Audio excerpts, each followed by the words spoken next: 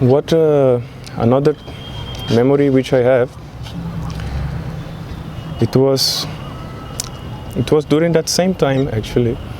Srila Gurudeva, he told me that after this preaching in Bengal, you should go to Mathura and stay with Premananda Prabhu. So he told me, you stay there for 6 months, and then after that you go to your country, because there they need brahmacharis. He told me like that. So I say, okay, Srila Gurudeva, I'll do whatever you like. But in my heart, I wanted to be in Vrindavan, in the Dham, with senior Vaishnavas for the rest of my life. I did not want to go back to my country. But Gurudev gave that instruction, so I was thinking, okay, I will try my level best to fulfill that. But I was not so happy by that. So I went to Mathura, and there I was engaged in different types of services. And while I was in Mathura, I received another instruction from Srila Gurudev. At that time, Srila Gurudeva, he instructed me that you should always be under the guidance of senior Vaishnavas, such as Sripad Premananda Prabhu. And he told, I'm very happy to know that Premananda Prabhu is looking after you. And he said, if Premananda Prabhu is happy, I am also happy. So I could not believe that Gurudev has told that to me. I was not expecting that. I was thinking, in this life I can never make Gurudev happy because I have so much limitations. I have no qualifications to serve Gurudev. But at that time I understood one thing. If we serve those who are very dear to Srila Gurudev, that makes Gurudev very happy, because they are constantly giving pleasure to Srila Gurudev's heart. So when Gurudeva told me, I'm very happy to know about this, I became, I also felt very happy myself. I was thinking I could never please Srila Gurudev. So when I first came to Vrindavan to be with Srila Gurudev, I don't remember exactly the year because I'm really bad with dates, but it was kind of like in the beginning of when he came to Badger. First of all, just to get here, I went through such a difficult journey. I didn't have money, and all my god brothers had left, and all of a sudden magic just happened, and I was able to get my ticket within a few days. I was able to make it, and I came to Vrindavan, and somebody took me to Gurudev's room in Sevakunj temple, and it was so sweet. Somebody said, Gurudev, this is Prema Mayi from Badger. And Gurudev goes, I know who she is. And it was just so sweet, because I realized at that moment he knew exactly everything I had gone through to get there. And he was so pleased, because it seemed impossible for me to come. Truly, I had no money and I was just going through so much. And that just made me realize he's so present with us all the time. And that parikrama was really difficult for me, because it was one of those times when I felt I didn't really have like a friend to do it with. So I felt really alone in that way, like taking the bus, everybody's sitting with somebody, and I just felt like Forrest Gump in a way, like nobody wanted to sit with me. But that was the best parikrama ever, and I always go back to that remembrance. All the other years I was always with friends, and I realized how powerful that year was, because I felt like Gurudev was so present with me, and I kept meeting him in this random place, and it's just him and I, and he would always be giving me his blessings and showing me, I am with you in this journey. And it was just part of the initiation to go through it. I had to go through the fire, but that was my best parikrama. All the other years I had friends and always talking, and I wasn't fully in that hard, cracked, open place where he took me. by His grace. I remember one time being at Uddhavakund, and everybody had gone to take prasad, and I was doing achaman.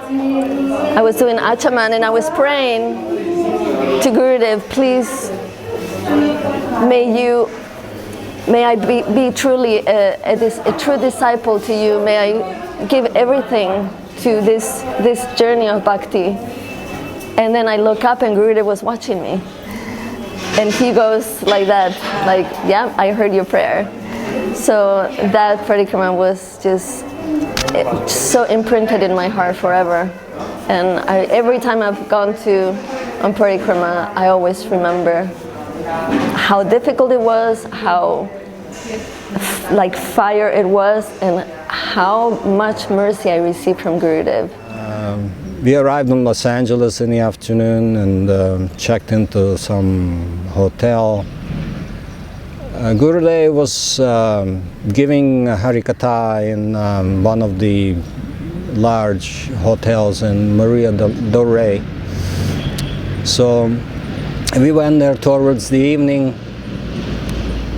There are 10-15 devotees sitting on soft benches there, just waiting for the program. And then it was kind of dim light, couldn't see very well, so I didn't know. Well, I kind of thought that it's probably not the time yet for them to arrange everything. So then this brahmachari came out, young brahmachari came out and started giving a class. And he was amazingly erudite. I haven't come across any scholarship like this before, and he was charismatic and intelligent and shrewd, and I was really impressed by his presentation. And I'm thinking, wow, this is a disciple of Narayan Maharaj. I kind of wonder what the guru is like. So anyway, I felt encouraged, and towards the evening, the lights went up, and more devotees started piling in. I saw many senior Vaishnavas, Vaishnavis, and so the seats were arranged for everybody. Then finally, when the room was practically full, auditorium, then everybody turned in one direction, and I saw this sadhus coming through the alley, supported by his associates, and I can't quite remember exactly what was my first impression. Maybe it wasn't that profound. But the sadhu sat on the asan, and then several people started speaking before he did. And I was really impressed by their presentation as well, because these were very senior people. So at that time I was younger, 15 years younger, but at any rate, then after some time, when everything kind of subsided and became really quiet, the sadhu started to speak, and I was listening attentively. Still, I couldn't quite grasp. His pronunciation was, Indian, and his manner of presentation was different to what I'm normally used to.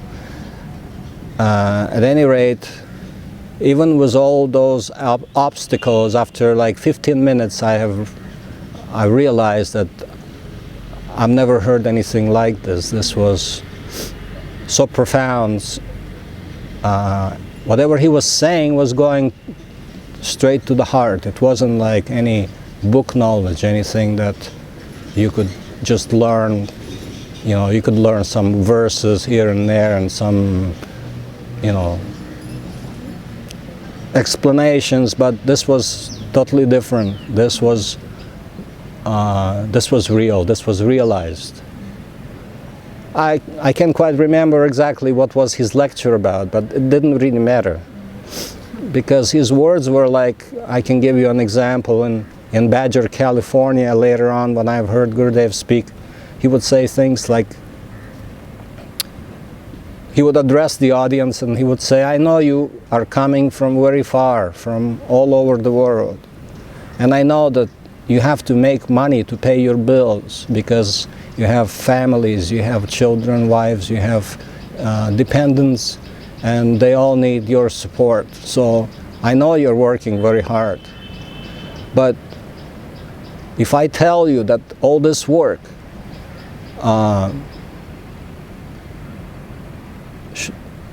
does not need to be done, because Krishna maintains everybody. The birds on the branches are singing, they're maintained by Krishna. They're not doing work. So I want to challenge you today. I want to challenge you to do bhajan for 7 days. If you do bhajan for 7 days and don't do anything else, then you will see whether Krishna will support you or not, whether he will provide for you and your family or not. And I'm saying that he will. So, do you want to test? And everybody was smiling and thinking, yeah, this sounds great, Gurudev. I'm thinking myself also, yeah, it sounds right. I have faith that it's going to happen, but do I have the capability of doing, a Kantik bhajan for 7 days straight, nothing else? I knew that for me it's not possible, and probably many people in the audience thought the same way. But still, his determination, what's the word? He was so convincing, and in simple words, he could just make you feel that you're really connected to Krishna. So I was sick for most of Govardhan Parikrama, and then finally I got better. So I got to go on 1 day of Govardhan Parikrama, but we rented a taxi. So then we came back early, and nobody was around the temple at that time. And I thought I'd just go to my room, but then I thought maybe I'll just go to the temple, see what's going on. It was like in the afternoon time. And actually, I came to the temple and Gurudev was giving this special darshan. Like, he didn't come outside so much at this time. During his sickness lila. So he was giving this special darshan at like 3 in the afternoon. And I was just thinking how special it was, like how fortunate I was to actually get to see him, because like I said, he didn't come out much. We saw him on the television screen. And myself, personally, I hadn't seen him so much at all anyhow. So I felt very fortunate just to be able to be in the same vicinity, breathing the same air as him. He came outside. And it's only for us actually, because he didn't have, of course he didn't have to come out, but he did. So I felt very fortunate for that, just to see him like maybe one last time. So yeah, that was really special. And then Gurudev gave another darshan, which was his last darshan for Govardhan Parikrama, the end of the festival. And he came out, and we were all waiting, like it was packed at that time. This time it was totally packed, everybody's doing kirtan, and Gurudev came out. And everybody was ecstatic, of course. And then Gurudev again invited everybody for the next parikrama. He was saying how happy he was, with how the parikrama had been going on. And then he invited everybody for the next parikrama, which was Navadvip for Gaur Purnima.